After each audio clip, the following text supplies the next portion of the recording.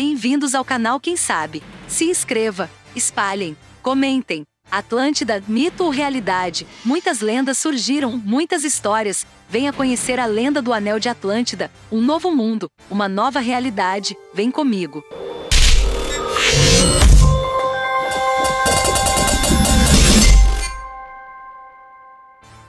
De acordo com o Timeu e Críticas de Platão, 435 a.C., 10.000 anos atrás, havia uma ilha majestosa do continente maior que a Líbia e a Ásia combinadas que deram à luz um povo poderoso com maravilhas e tecnologias concedidas pelo próprio Poseidon. Eles foram os poderosos atlantes que conquistaram e escravizaram as tribos proto do norte da Europa, norte da África, Egito e Grécia.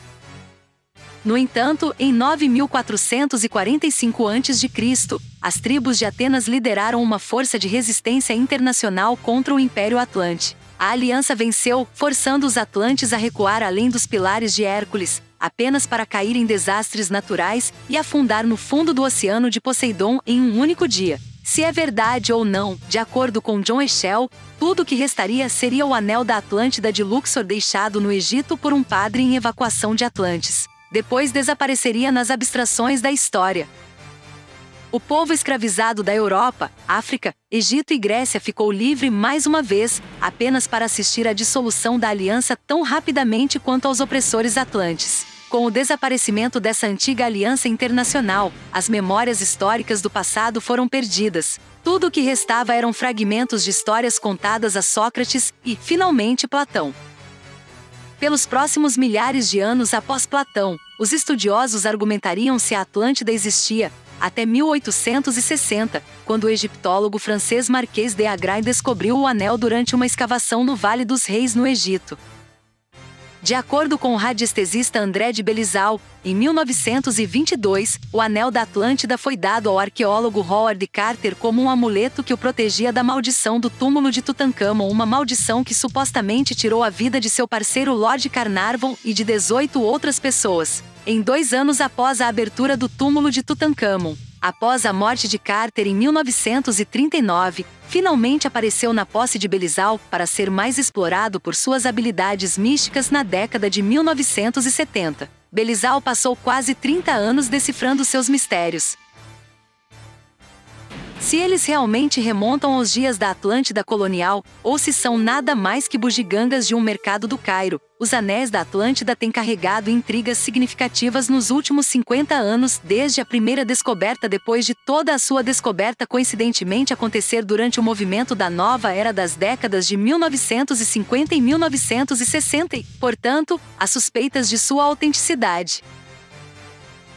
Embora alguns relatos tenham mencionado que sua primeira descoberta ocorreu no Egito em 1860, a infinidade de histórias sobre o anel e o bar Atlante se originam na França nos anos 1900 e são esquecidas até a década de 1960, quando o movimento da nova era reviveu sua popularidade. Como mencionado anteriormente, de acordo com Belizal, o anel original da Atlântida foi encontrado em 1860 no Vale dos Reis pelo Marquês de Agrain durante uma escavação, e era inicialmente conhecido como o Anel de Luxor. Mais tarde, ganhou o nome Anel Atlante em meados da década de 1960. O anel teria mais de 5.000 anos e era feito de arenito escuro das minas de Aswan.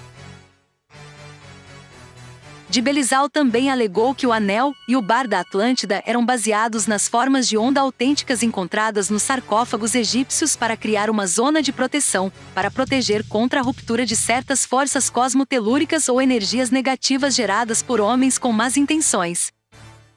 Outro cientista alternativo no qual de Belizal baseou sua pesquisa foi o Dr. Ibrahim Kari, e sua abordagem holística de unir a ciência energética egípcia antiga, a radiestesia física e as tecnologias modernas para criar pêndulos e dispositivos capazes de trabalhar com novas e velhas tecnologias. A abordagem de Kari, chamada Biogeometry, foi baseada em 3 qualidades essenciais que estão em ressonância com a qualidade de energia sutil que harmoniza: o verde negativo horizontal, HNG, o harmônico superior de ultravioleta, U, e o harmônico superior de ouro, HHG.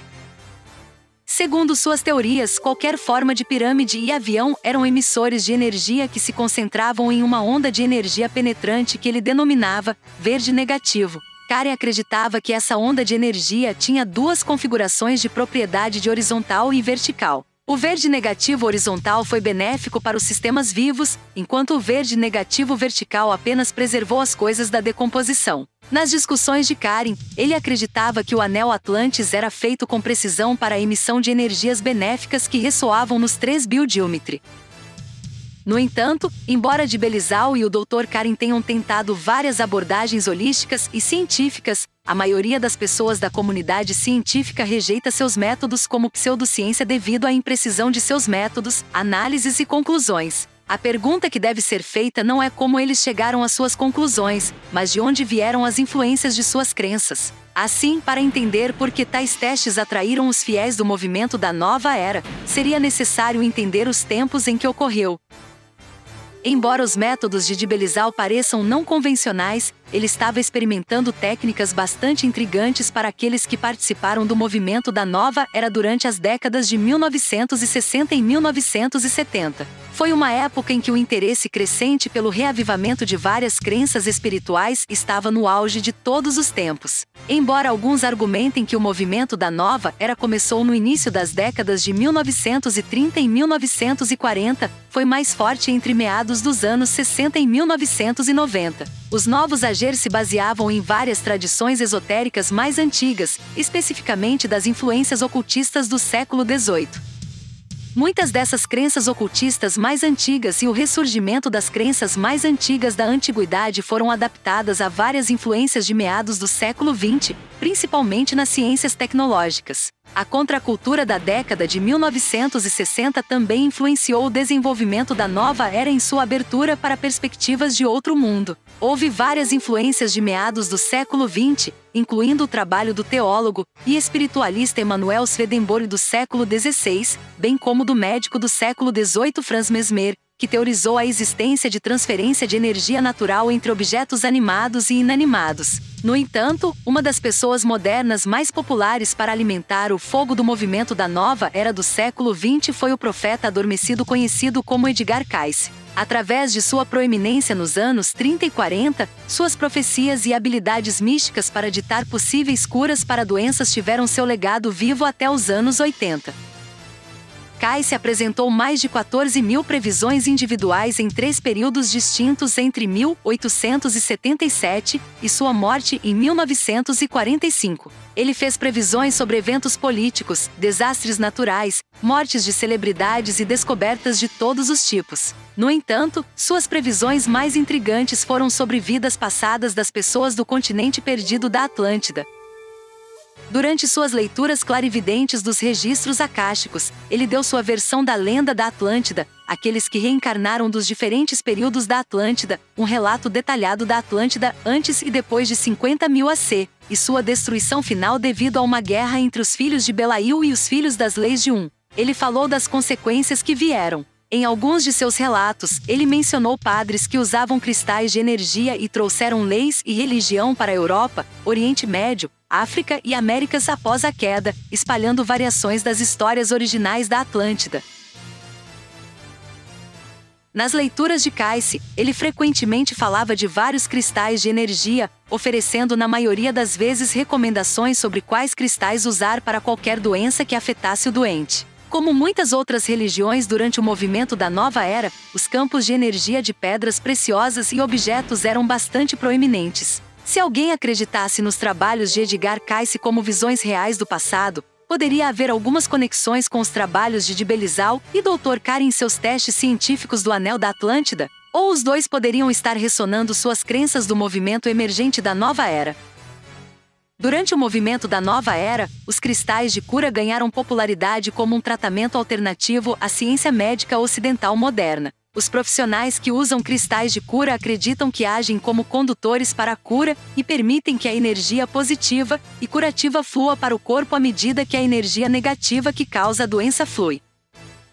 As filosofias da cura de cristal moderna são baseadas em conceitos tradicionais emprestados de várias culturas, desde os antigos sumérios da Mesopotâmia nos conceitos de proteção mágica, os antigos egípcios na noção de preservação da alma, a cultura chinesa na crença da vida, energia, Chi, e o conceito hindu ou budista de chakra, que que menciona vórtices de energia da vida que dizem conectar os elementos físicos e sobrenaturais do corpo. Outras crenças culturais dos nativos americanos, como os Hopi, também foram emprestadas na explicação dos cristais de energia e seus poderes de cura.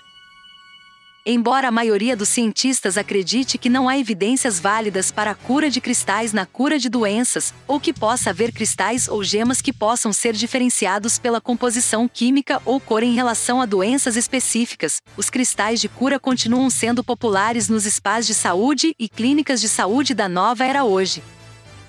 No mundo de língua inglesa, os cristais de cura tornaram-se fortemente associados ao movimento espiritual da nova era devido às múltiplas fusões culturais e religiosas antigas aos usos dos cristais, bem como à promoção de personalização extrema e expressão criativa que supostamente oferecia. Como a pesquisa de Dibelizal sobre radiestesia, a intriga de ondas de energia e pulsos emitindo campos de força bons e maus ressoou com o movimento espiritual da nova era, porque poderia ser ajustado para se adequar à narrativa que os indivíduos desejassem. Em certo sentido, o movimento da nova era permitia a liberdade de expressão e interpretação do desconhecido onde a maioria das ciências achava que não podia dar respostas.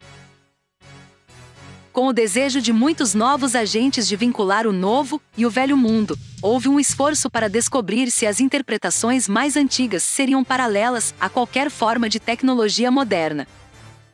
Se alguém acredita na queda da Atlântida, nos testamentos dos profetas ou nos cristais do movimento da nova era, o que é realmente oferecido pelo Anel e Atlantis de André de Belizal é uma exploração lúdica da crença de vibrações positivas e campos de força de energia. Embora a ciência moderna nunca reconheça esses métodos como predominantes devido à sua forte correlação com o movimento da nova era, ela abre o pensamento para as habilidades e crenças potenciais do mundo antigo, não importa quão distorcido ou opinativo possa ser. Afinal, mesmo na ciência convencional, há um movimento para abordagens mais holísticas e heurísticas entre o biológico e o social, graças ao exame da epigenética, que revela que os fatores sociais e ambientais são responsáveis pelas mudanças nos genes e inevitavelmente pela evolução. As ondas de energia que os cientistas da nova era exploram podem ser associadas a isso? Não tanto no mundo de hoje, mas se alguém acredita nas profecias dos místicos da nova era, talvez amanhã.